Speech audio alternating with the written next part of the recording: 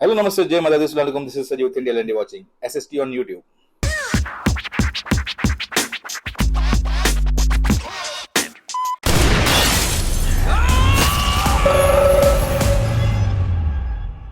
The opening shot of the Chaaver tells you a lot about the film you are going to watch.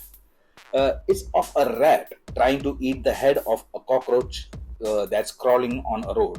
Just as you are expecting the rat to gobble up the cockroach whole, it's run over by a speeding vehicle, leaving behind a thin, long blood stain all across the screen.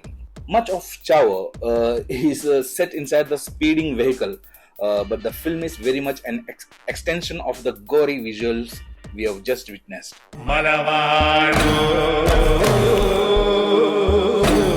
It is set in a politically volatile Kannur, where survival belongs only to the fittest. It is a versatile environment painted in many shades of red through Tinu Papachan's glorious imagery.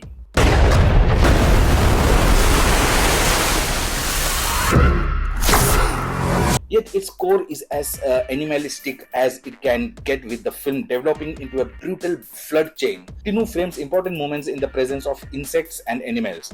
At times, these are as harmless as the shot of a butterfly flying away. Like when we see a lizard perched on the wall, these creatures appear to be the only witness to truths, providing reactions shots where there are only one kind of people. Written by Joy Matthew, one can include Chaaver too as a part of his trilogy that is all about human entrapment. In all three of his films, Shutter 2012, Uncle 2018, and now Chaaver. In Shutter, this is decency, and in Uncle, this becomes a moral code between friends. If there was one emotion that underlines Chaaver, it is subservience either to an ideology or a political party. A highlight of this is felt in the way we travel through the duration of this without truly trusting the real identities of these four characters. While Ajayan, that is Arjun Ashokan, presents a close outsider's gaze into this world, we know almost nothing of the central characters. Their names, Ashokan, that is Kunchacko Boban,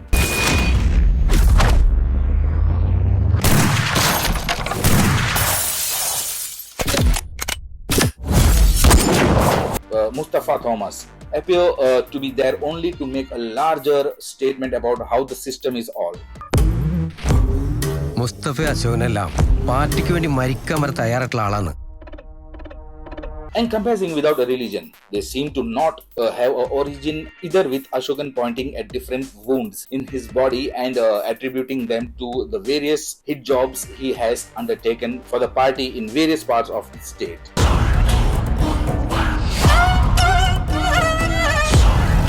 Still in Chaaver, this serious core also gives Tinu Papachan's direction some emotional heft. Unlike the ultra-masculine universes they inhabit in Chaaver, these tough men possess a human side.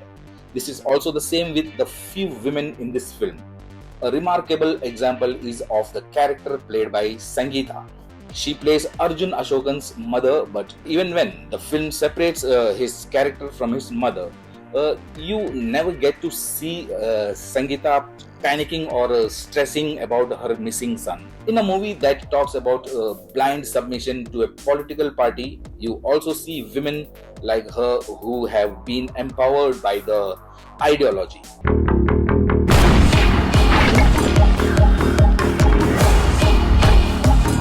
Still in Chaaver, but this political commentary seldom affects Tinu's original vision for a film.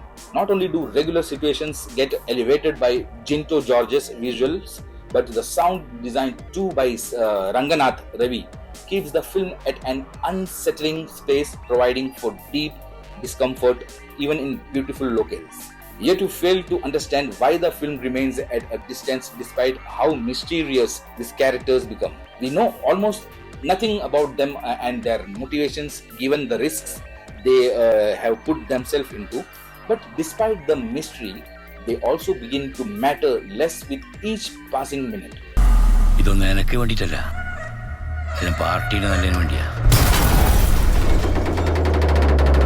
Yet what remains surprising, even as we are primed for the film to conclude with a major action block is how ordinary it felt.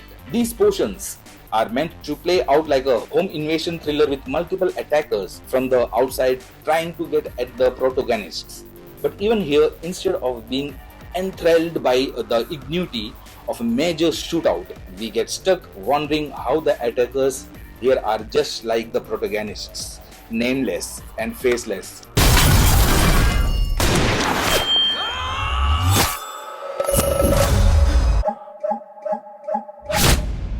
In the end, Chaaver 2 remains a film we admire for its technical wizardry, even if its commentary should have resulted in a far more devastating film.